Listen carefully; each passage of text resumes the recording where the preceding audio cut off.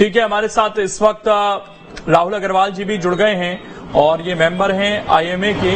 राहुल जी, ये eye flu के मामले बहुत तेजी से बढ़ रहे हैं, इसको लेकर पहले तो क्या पैनिक करने की जरूरत है या ये सामान्य है इस मौसम के हिसाब से?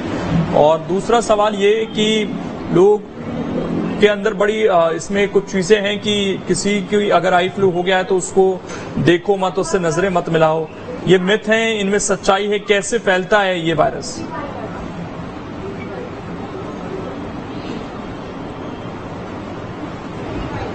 नहीं, पहली चीज तो इसमें कोई पैनिक करने की जरूरत नहीं है, बिकॉज ये बहुत कॉमन कंडीशन है और अभी की नहीं है, कोई रिसेंट ओरिजिन नहीं है, बहुत सालों से चली आ रही है एंड सेल्फ लिमिटिंग होती है। एंड हम अगर हो नियरर जो भी आपके डॉक्टर हो उनको दिखाएं, बिकॉज इसमें दो इन्फेक्टिव नॉन इन्फेक्टिव दोनों टाइप की हो सकती हैं। यूजली इट इज इन्फेक्टिव, ये एक से दूसरे को लग सकती है।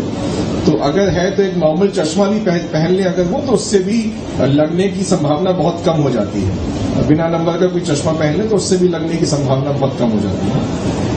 अगर स्पेसिफिकली बच्चों के लिए जो स्कूल जा रहे हैं अगर उनमें है तो वो 2 दिन के लिए स्कूल ना भेजे, नहीं तो और बच्चों को लगेगी। एंड प्रॉपर मेडिकेशन यूजली कुछ आई ड्रॉप्स वगैरह चलती हैं जो आप अपने ऑप्थेल्मोलॉजिस्ट से आंख के डॉक्टर को दिखा के वो ले सकते हैं। तो बहुत पैनिक कंडीशन ऐसा कुछ नहीं है, बट हाँ अगर हो तो डॉक्टर को दिखाएं और उसका इलाज ले लेते हैं। लेकिन इसमें सर जिस तरह से लोग डरते हैं, क्या वो सही है? क्या देखने से भी ये रोग फैलता है? क्योंकि बहुत सारे लोग तो यही कहते हैं कि नहीं, उनको देखना भी नहीं है जिसको है।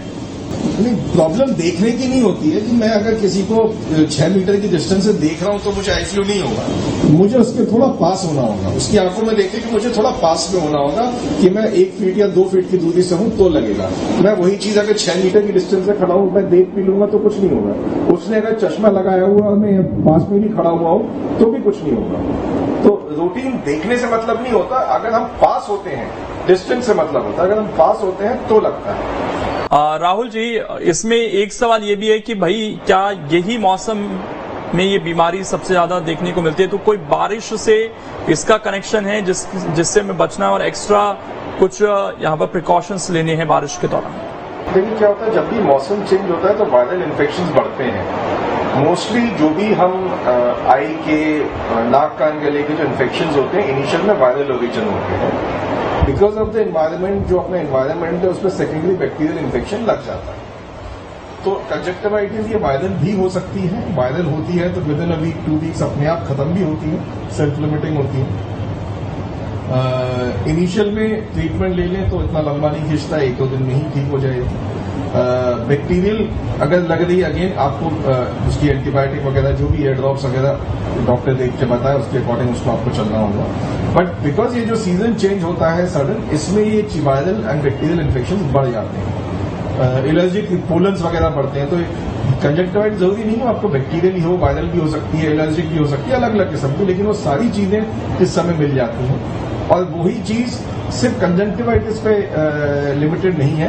हम अगर कफ एंड कोल्ड के पेशेंट भी देखें, खांसी जुकाम के, एलर्जी के, इस सीजन में बढ़ जाते हैं। क्यों? क्योंकि वायरल ओरिजिन भी इस समय उनके लिए भी वही सेम कंडीशंस हैं, अस्थमैटिक कंडीशंस बढ़ती हैं, कोलन कंडीशंस बढ़ रही हैं, तो उससे एलर्जिक कंडीशंस बढ़ेंगी, तो ये चीजें थोड़ी बढ़ जाती हैं। और एक चीज और राहुल जी जो मैं जानना चाहूंगा आपसे कि इस बार जो मरीजों के आने का सिलसिला है वो पिछले सालों के मुकाबले ज्यादा इस बार दिख रहा है और लोग इसे कोविड से भी जोड़कर देख रहे हैं, क्योंकि ऐसी भी चर्चाएं शुरू हो गई हैं। तो क्या घबराने की जरूरत है लोगों को यहाँ पर? और ये जो एकदम से पीक दिखा है मामलों में, क्या इस बार कुछ डिफरेंट टाइप के मरीज आपकी नजर में आए हों? देखिए, मैं ये कहूंगा कि कोविड से इंडायरेक्ट कनेक्शन हम सोच सकते हैं, बिकॉज कोविड के बाद कई डिजीजेज में चेंजेस आए हैं, पैटर्न में चेंजेस आए हैं। लेकिन टेक्निकली स्पीकिंग अगर मैं तब ज्यादा सही होऊंगा अगर वो लिटरेचर पे डॉक्यूमेंटेड हो।